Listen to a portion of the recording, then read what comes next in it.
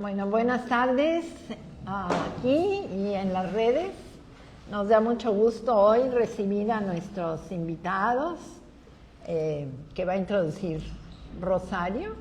El tema de hoy en la tarde o de la mañana por allá es estructuras sinodales y articulación eclesial, con el cardenal Pedro Barreto y el padre Pedro Brasesco.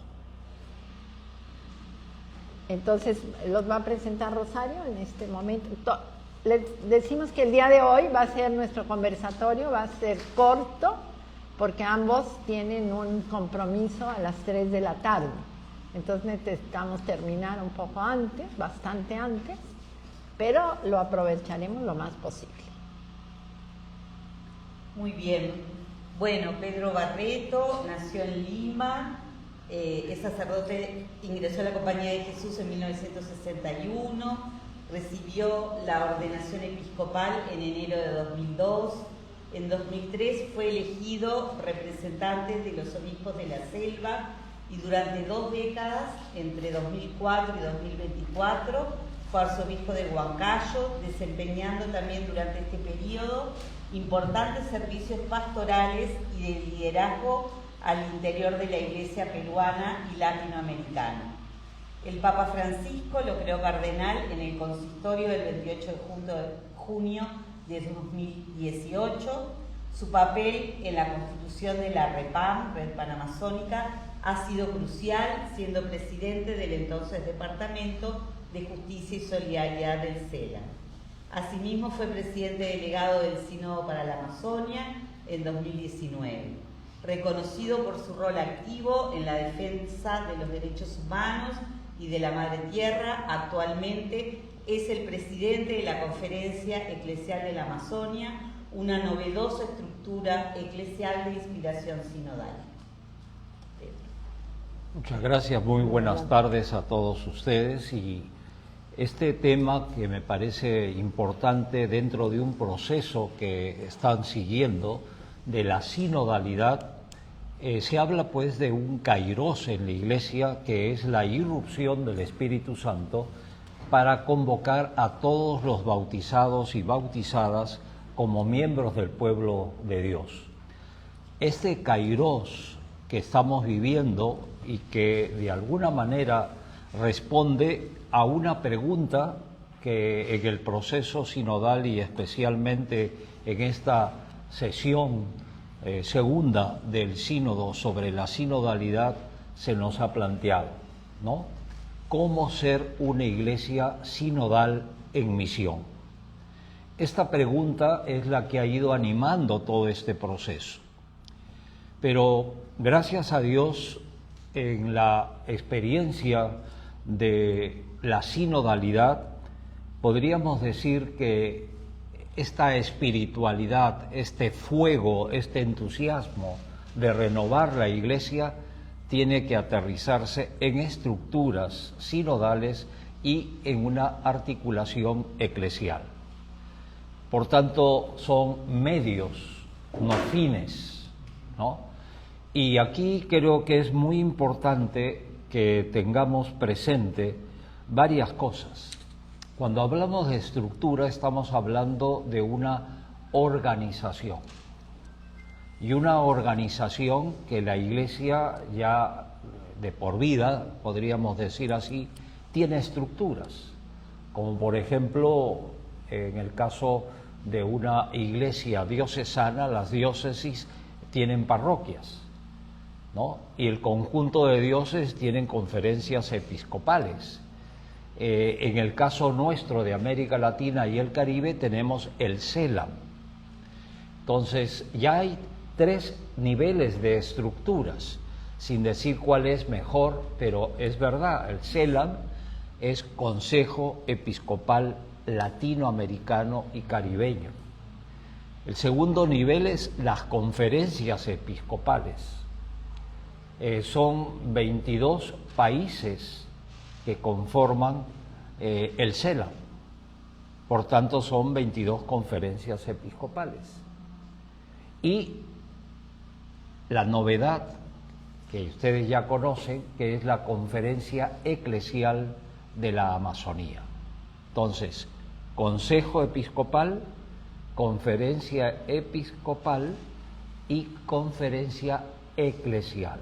Aquí hay un salto cualitativo que es muy importante no solamente reconocerlo, sino dar gracias a Dios. Es el comienzo de la puesta en práctica de las orientaciones eclesiológicas del Concilio Vaticano II. Yo recuerdo con mucha precisión unas palabras que el famoso teólogo Karl Rahner, a los pocos días de terminar el Concilio Vaticano II, dijo casi textualmente, lo dijo en alemán, pero yo lo estoy traduciendo. Dice, la Iglesia del Concilio Vaticano II tendrá que pasar mucho tiempo para que la Iglesia sea del Concilio Vaticano II. Para nosotros es mucho tiempo, 55, 60 años, ¿no? Pero para Dios y para la Iglesia es poco tiempo.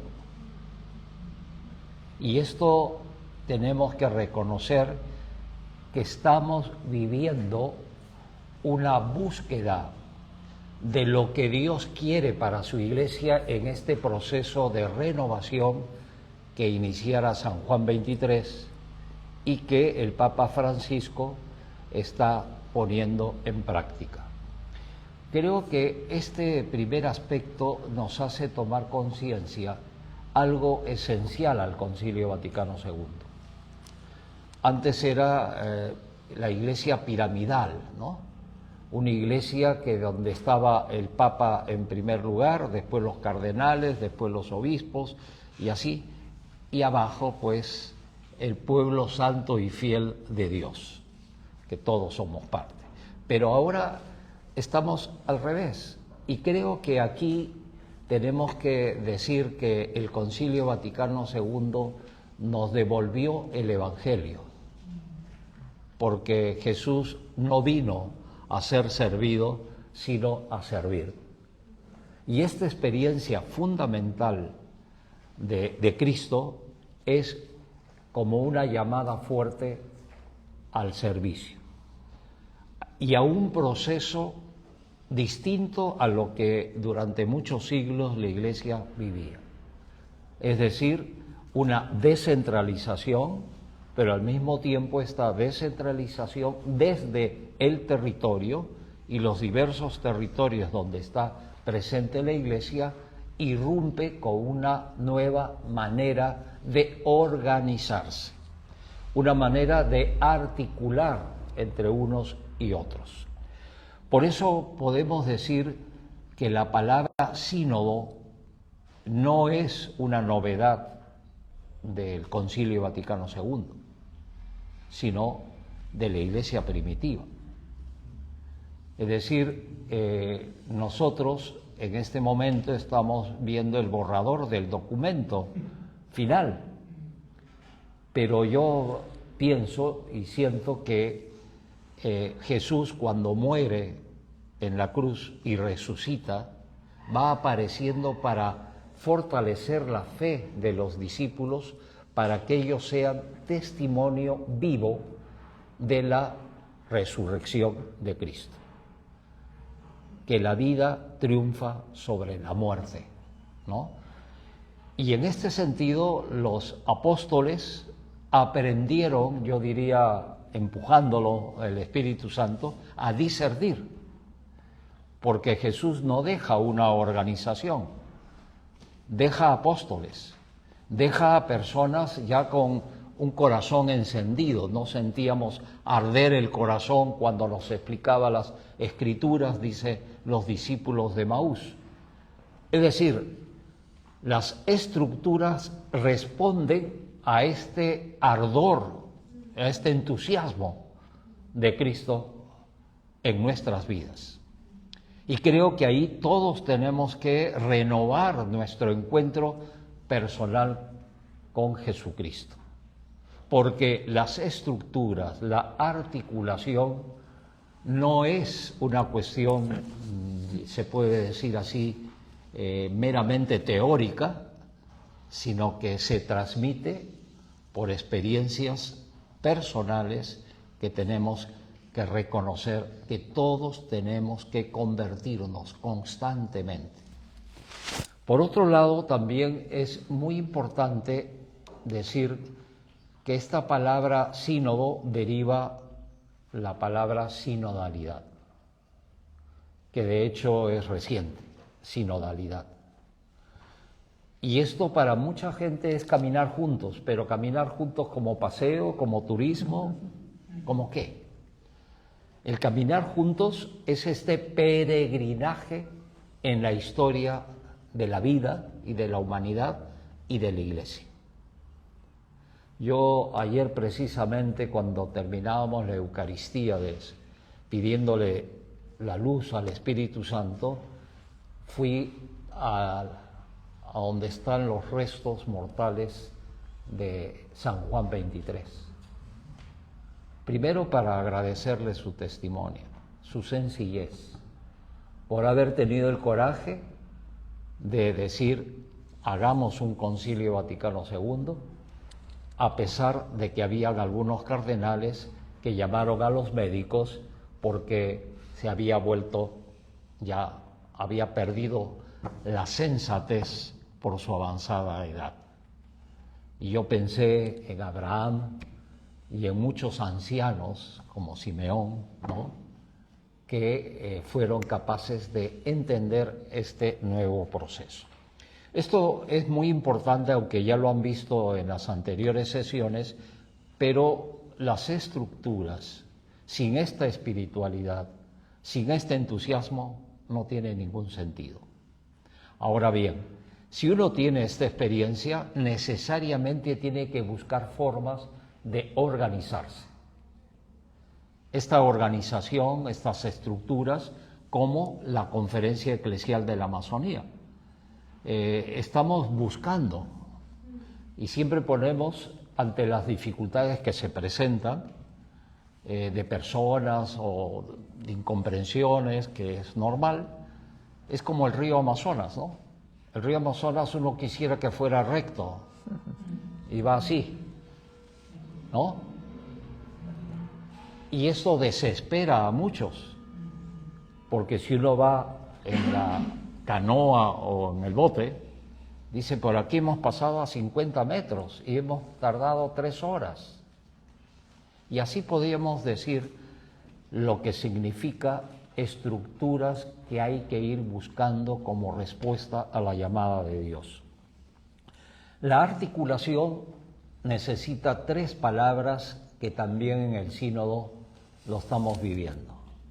Primero, la comunión. Y comunión en Cristo.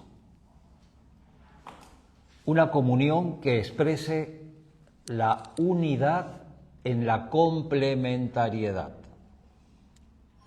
Una unidad que definitivamente nos haga capaces de sentir que estamos en esta sinfonía del Espíritu.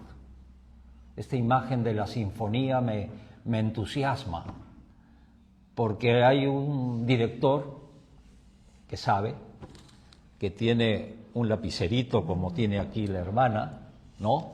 Y lo único que hace es... Y nosotros nos llenamos de esta armonía. Cada uno es diferente, pero todos tocando una misma partitura. Todos somos importantes. La comunión. Segundo, que es la participación de todos. Aquí creo yo que hay que resaltar la presencia de la mujer en la Iglesia, ¿no? Que estamos buscando nuevas formas, no solamente para decir que la mujer en la Iglesia es fundamental, porque el fundamento está en María, la Virgen, y en muchas mujeres que acompañaban a Jesús. Y esta participación nos hace capaces de pasar a un último aspecto, que es unirnos en la misión de Cristo. Todos realizamos la única misión que no es nuestra es la de Cristo. Así que creo yo que esto sería lo fundamental que quería transmitirles, que son estructuras y una articulación, y que esto va avanzando. Por ejemplo, les digo, en la Amazonía hay un territorio francés y el obispo es de la Conferencia Episcopal de Francia. Y ya he hablado con el presidente de la Conferencia Episcopal de Francia para invitarlo a la reunión que vamos a tener el próximo año. ¿Por qué? Porque queremos articular. Y ellos, la respuesta ha sido muy generosa. También aquí ahora en el sínodo he conocido a Monseñor Avelino, que es el arzobispo, el cardenal de Marsella, que están hablando ya de redes, como comenzamos hace 10 años con la red eclesial panamazónica, y aquí está Mauricio López, que fue el responsable de desarrollar el inicio cuando estaba de secretario de la Cáritas de Ecuador con la red eclesial amazónica de Ecuador. Por tanto, esta articulación nos abre a un horizonte eclesial desde el territorio. Así que quiero agradecer esta oportunidad. Muchas gracias.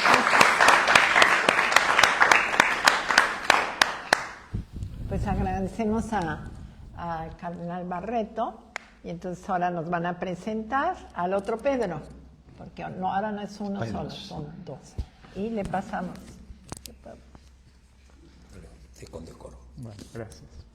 Bien, bueno, presentamos entonces a Pedro Brasesco. Pedro Brasesco es sacerdote católico argentino, oriundo de la diócesis de Gualeguaychú. Actualmente está en Bogotá como secretario general adjunto del CELAM. Muy bien, muchas gracias. Gracias por la invitación. Un poco reafirmando lo que decía el cardenal, recuerdo que el año pasado, en la primera sesión de esta asamblea del sínodo, en la mesa que estaba como facilitador, un obispo en un momento dijo, bueno, dice, pero aquí la verdad es que no es necesario cambiar el Código de Derecho Canónico ni hacer estructuras porque todo esto que estamos hablando ya lo podemos hacer. Depende de nosotros, de nuestra actitud y de nuestra voluntad para hacerlo. Estaba hablando de participación de los laicos, ¿no? Y él reconocía que en verdad dar participación a los laicos era, para eso, lo primero, tener una conversión de alguna manera personal y permitir que los laicos participen en su diócesis, ¿no? Pero si fuera solamente la cuestión de la buena voluntad del obispo, quedaríamos en eso, ¿no? Y a riesgo de que, bueno, viene un obispo, como suele pasar también en las comunidades o en las parroquias, un párroco, y entonces hoy sí participan, viene otro que no quieren que participen, viene uno que quiere que existan los consejos pastorales y viene otro que no quiere que existan, entonces quedaríamos si no hubiera estructuras, solamente dependiendo de la buena voluntad de quien está en ese momento al frente de una comunidad o acompañando una comunidad, ¿no? Por eso es necesario ese espíritu, esa actitud, esa conciencia de la necesidad de ser una iglesia sinodal, pero también es necesario o son necesarias las estructuras que aseguren una iglesia sinodal, ¿no es cierto? Que son las que de alguna manera van a permitir efectivamente que vayamos caminando juntos y que eso sea prolongado en el tiempo, ¿no? Que no sea solamente una primavera, un momento, una estación, sino que verdaderamente tenga continuidad. Claro, es cierto que también la estructura sola quedaría en letra muerta si viene alguien que no tiene la actitud, no tiene la intención, no tiene el espíritu sinodal, ¿no? En el informe de las conferencias episcopales que tenían que presentar ahora en mayo, me llamaba la atención una conferencia episcopal que decía: nosotros hace mucho tiempo que hemos asegurado estructuras de sinodalidad, pero sin embargo se han vaciado de contenido, porque están las estructuras, pero realmente no se vive ese espíritu de sinodalidad, a pesar de que están las asambleas diocesanas, están los consejos pastorales. Hay una burocratización, podríamos decir, de la estructura y no se vive realmente como un espacio de participación, de discernimiento, de poder entre todos hacer ese camino, ¿no? Entonces, la conclusión es que son las dos cosas necesarias, como decía el cardenal, ¿no? Son fundamentales. La estructura y también el espíritu sinodal, la decisión, la conciencia y el deseo de ser una iglesia sinodal. Una sin otra son difíciles de poder llevar adelante verdaderamente la sinodalidad, o sería difícil, ¿no? Por eso a mí me parece muy importante también el testimonio del CELAM, que es para lo que estoy invitado a hablar, en cuanto a su renovación y reestructuración. Porque una de las líneas inspiradoras, bueno, aquí está también Mauricio y Juan Esteban, sobre todo, que participaron en ese proceso. Me ha tocado de alguna manera dar continuidad en este tiempo, acompañar este tiempo, pero me parece fundamental que efectivamente una de las líneas inspiradoras de la reestructuración haya sido esto de la sinodalidad, ¿no? Que ahora hablamos todos de sinodalidad, pero hace 3 años atrás era difícil entender de qué consistía esto de la sinodalidad o cómo se podía aplicar concretamente. Y en la nueva estructura del CELAM encontramos muchos elementos. Estaríamos toda la tarde si quisiéramos describirla, pero a mí me parece importante resaltar algunos de ellos. Recordemos que la renovación y la reestructuración se realizó sobre todo porque se consideraba que el CELAM tenía una estructura que no estaba respondiendo pastoralmente a las necesidades de una iglesia efectivamente que promoviera la participación, que fuera una iglesia contenedora, que pudiera marcar líneas proféticas para este tiempo, que no estaba siendo sinodal, ¿no? Que se había convertido en compartimentos estancos donde muchas veces hasta se superponían algunas actividades. Entonces, una de las cuestiones me parece fundamentales, más allá de la transformación de los departamentos en centros, es que esos centros estén acompañados por un consejo que no está solamente integrado por obispos, tratándose de una conferencia o un consejo episcopal, sino donde hubiera participación de miembros de todo el pueblo de Dios, obispos, pero también religiosos, religiosas, presbíteros, laicos, laicas, que sean idóneos en esa materia, ¿no? Porque muchas veces las comisiones episcopales están constituidas por obispos que, bueno, se los invita a estar y que no siempre tienen la idoneidad en la materia que van a abordar, ¿no? Entonces, el consejo como un espacio de eclesialidad, como un espacio eclesial, ¿no? Un consejo que, sobre todo eso, va guiando, va orientando la acción de cada uno de los centros, que a su vez están dirigidos, sus directores son cualquier miembro del pueblo de Dios, pueden ser obispos, pero en lo posible que fueran laicos o que fueran, cuando digo laicos, digo laicos, laicas, o que fueran religiosos, religiosas o sacerdotes, ¿no es cierto? Pero no necesariamente obispos. De hecho, desde su reestructuración, ninguno de los centros ha estado dirigido por un obispo, sino que se ha asegurado la participación de laicos, laicas o religiosos, religiosas que sean también especialistas en esa materia, ¿no? Entonces, me parece que es un elemento también importante, donde además no necesariamente tuvieran que estar viviendo en Bogotá.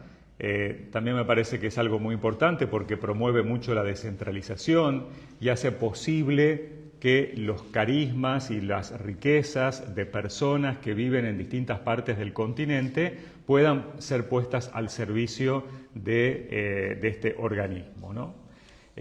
Todo esto asegurado a su vez, porque el gran desafío además era no volver a constituir de los centros en lugares estancos donde cada uno se especializa en algo y va por esa ruta, digamos, ¿no? Sino donde cada uno aportara desde una dimensión específica sus saberes, sus conocimientos, su experiencia, y por lo tanto el gran desafío de la articulación, ¿no? De un trabajo transversal, de un trabajo articulado. Y para esto entonces un comité de coordinación que asegura ese compartir, el caminar juntos. Es decir, que el caminar juntos no sea una cuestión nominal, sino que verdaderamente cada uno de los miembros de los centros se sienta parte de un caminar más integrado, ¿no es cierto? Que efectivamente lo vamos haciendo en el conocimiento de lo que los demás también van promoviendo, proponiendo y haciendo. Entonces el comité de coordinación, esas reuniones periódicas, van de alguna manera asegurando también ese caminar juntos, no solamente como una cuestión estratégica, sino como una cuestión verdaderamente de sentido, ¿no? Y aquí, por supuesto, se va poniendo a prueba toda la estructura sinodal luego, ¿no? Porque a veces en los papeles uno puede idear cosas fantásticas, pero que después nos encontramos con la realidad. Con esa realidad que a veces tiene que ver con la condición humana, de la falta de tiempo para reunirnos, o a veces cierto espíritu individualista, ¿no? O que si lo hacemos solos lo hacemos más rápido, ¿no es cierto? Pero aquello que dice el Papa Francisco, si lo hacemos solos vamos a llegar tal vez más rápido, pero si lo hacemos acompañado vamos a llegar más lejos, ¿no? Y entonces el desafío permanente de la articulación, ha sido una constante, ¿no? Porque a veces también están los egos o los protagonismos, o querer hacerlo yo solo, ¿no? Y para eso se requiere permanentemente alimentar el espíritu sinodal, ¿no? Nosotros hemos descubierto, por ejemplo, cuánto bien nos hace encontrarnos personalmente. Las reuniones de coordinación las hacemos virtualmente, pero nos dimos cuenta que necesariamente teníamos que, por lo menos 3 veces al año, encontrarnos personalmente, y en ese encuentro personal, sobre todo, que sean encuentros pautados por la oración, por la espiritualidad, por recrear el entusiasmo sinodal, por recrear ese espíritu sinodal, ¿no? Vuelvo a decir, ha sido también y sigue siendo un aprendizaje. El camino lo vamos haciendo todavía. Es ponerle carne a un texto, ¿no es cierto?, que es bellísimo, que yo estoy convencido, pero que en el día a día vamos descubriendo cómo es necesario realmente avanzar siempre en esos dos aspectos: ajustar la estructura y, por otro lado, renovar ese espíritu sinodal que hace posible que la estructura no caiga en un hermoso armazón, ¿no es cierto?, que queda solamente en eso, en letra muerta, ¿no? Así que esta es un poco la experiencia del CELAM. Podríamos decir muchas cosas donde está presente la sinodalidad en la estructura, pero creo que estos son elementos fundamentales que nos permiten ver cómo es posible renovar las estructuras a la luz efectivamente de la sinodalidad, donde la participación se asegure, donde la transversalidad o la coordinación también se asegure, y donde sobre todo esté presente el espíritu de querer seguir caminando juntos. Una cosa muy linda es que ahora varias conferencias episcopales van adoptando esta idea o esta necesidad de renovarse, ¿no? Ya se renovó Venezuela, ahora Perú, por ejemplo, también hizo su renovación a la luz de esta estructura del CELAM. Hay conferencias que van haciendo pequeños cambios. La Conferencia Episcopal de las Antillas, por ejemplo, dejó de tener comisiones episcopales y son comisiones presididas por un obispo, pero integradas por otros miembros del pueblo de Dios, ¿no? Entonces nos parece también que es muy importante. Algunas se van dando, se van atreviendo, podríamos decir, a hacer el cambio completo, y otras van dando pasos, ¿no? Pero en esta visión o esta mirada de hacerlo desde una iglesia sinodal, ¿no? Asegurando la participación y abriendo sobre todo a la eclesialidad. Entonces, las conferencias episcopales siguen siendo conferencias de obispos, pero con una participación mucho más fuerte del resto del pueblo de Dios, y no solamente para la parte de asesoramiento, sino también para la parte de toma de decisiones, ¿no? En los centros son los directores de los centros los que toman las decisiones respecto de cómo seguir adelante. Muy bien, muchas gracias.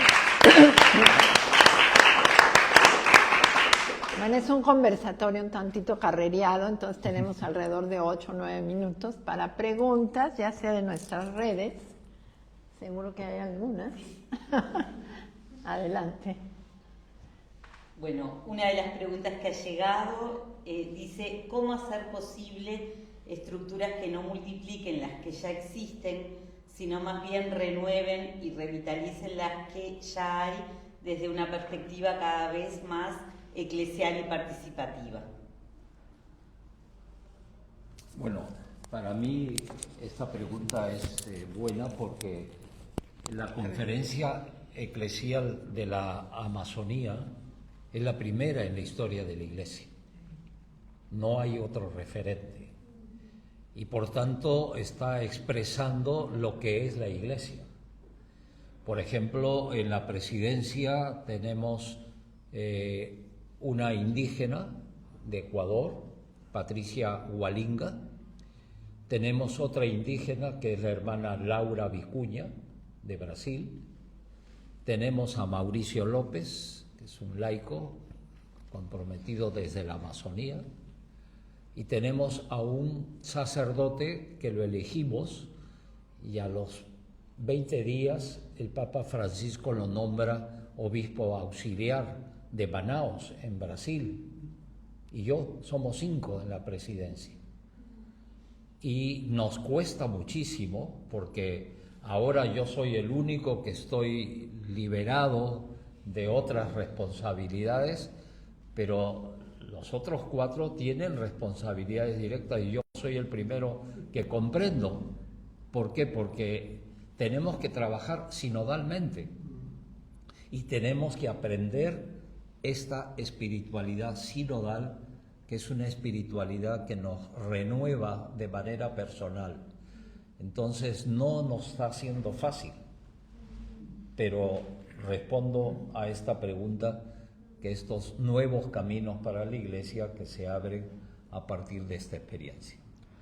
A mí me parece importante eso que dice la pregunta, ¿no? De no multiplicar estructuras. Por supuesto que en algunos casos son necesarias estructuras nuevas, pero cómo renovar las estructuras actuales. Y en ese sentido me parece fundamental un profundo proceso de discernimiento al interior de cada estructura. Discernir efectivamente si estamos respondiendo a los desafíos de una iglesia sinodal en cuanto a participación, en cuanto a comunión, ¿no? Una de las grandes cosas que salió en los informes de Latinoamérica es la falta de comunión en todos los ámbitos de nuestra iglesia, las dificultades para los vínculos, para las relaciones que terminan afectando esa comunión y que nosotros vemos también al interior de las estructuras.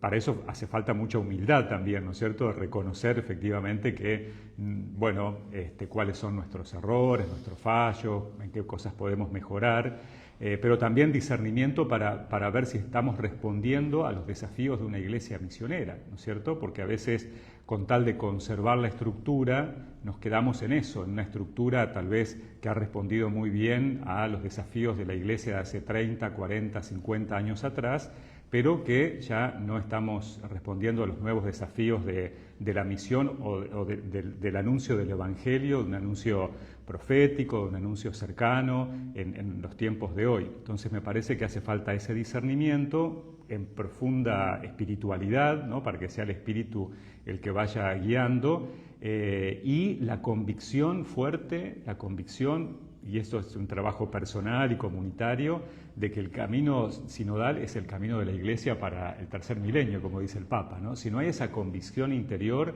bueno, tarde o temprano nos desinflaremos, ¿no? Y entonces tenemos que lograr realmente estar convencidos también de que efectivamente este es el camino y por lo tanto necesitamos estructuras que respondan a un caminar más ágil en este camino en particular.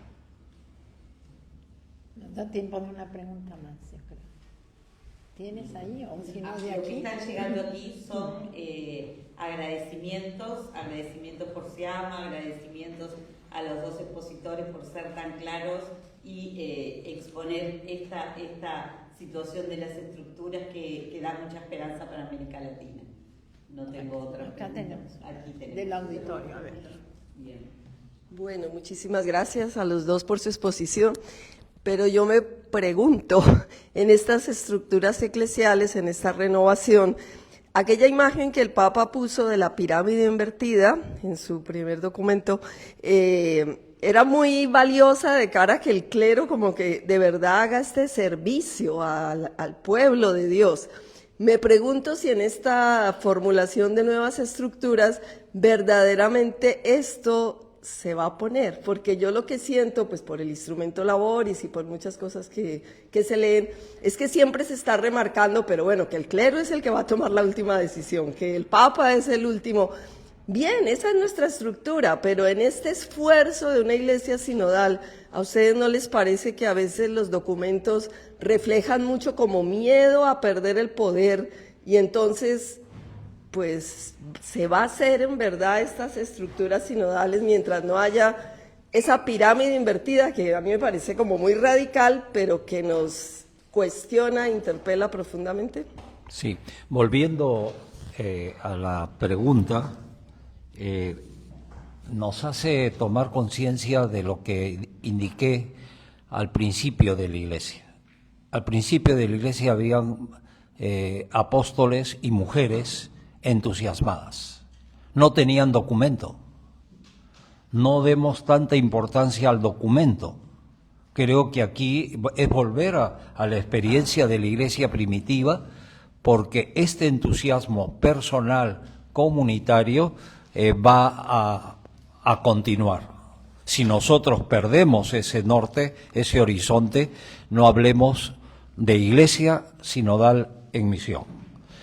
Y lo otro que me parece muy importante es que cuando los apóstoles comunican la resurrección de Jesús, están comunicando una experiencia, no están comunicando una doctrina. Y tenemos el peso histórico, y yo me acuerdo cuando era chico, que también he sido chico y he preparado, teníamos que aprender el catecismo. Y el que campeonaba sabiendo más catecismo era el mejor. Ahora se trata de vivir una experiencia.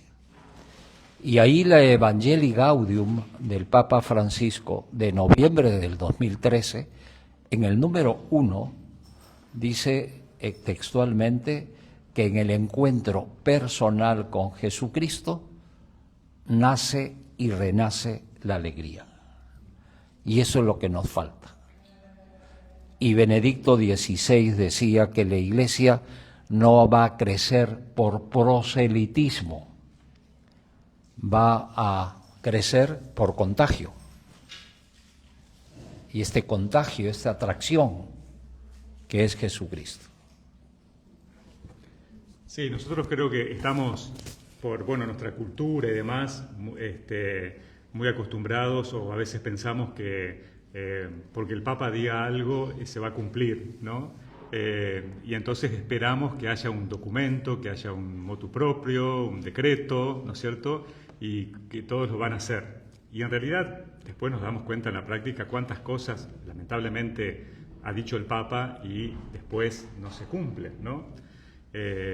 También en nuestra sociedad civil, digamos, lo podemos llevar a la misma idea, ¿no es cierto? Tenemos la idea a veces, la democracia, el gobierno del pueblo, y sin embargo los poderosos son otros, digamos, no es el pueblo el poderoso, sino que son los gobiernos de turno o los quienes detentan los poderes económicos y demás. Entonces, a mí me parece que por eso, en este sentido, lo que, digamos, tenemos que preocuparnos es de hacer crecer el espíritu, el sentido, ¿no es cierto? Y en este caso en particular, el servicio, realmente que la autoridad es servicio. Y será una cosa que evidentemente llevará tiempo, porque esto implica pensar en nuestros ambientes inclusive más pequeños, pasando por los seminarios, pasando por el clero, de provocar un proceso de conversión. Entonces, porque lo diga el documento del sínodo, porque lo diga el Papa, lamentablemente, si no hay después procesos que vayan recreando este espíritu, digo recreando porque no es algo nuevo, está en el Evangelio, ¿no es cierto? Recreando este espíritu de la autoridad como servicio, y entonces, puede ser un sueño muy lindo. Yo creo que la cuestión es eso, es empezar a trabajar o seguir trabajando desde un montón de cosas concretas, que además experiencias hay, cuántas experiencias en los territorios y en las comunidades hay de de personas o de sacerdotes que viven realmente la la autoridad ministerial como un servicio, verdaderamente, ¿no? Entonces, bueno, creo que es ahí. Me parece que tendremos que seguir ilusionados y con el sueño de que podemos transformar la pirámide, podemos invertirla, pero no esperemos que la pirámide se invierta porque el Papa haga un motu propio o salga un documento del sínodo, sino que soñemos de que podemos invertirlas del trabajo que podemos hacer todos, cada uno del lugar donde está y especialmente en las comunidades, ¿no? Pues les agradecemos muchísimo porque tienen que correr a su próxima reunión. Entonces creo que nos podríamos quedar mucho más tiempo.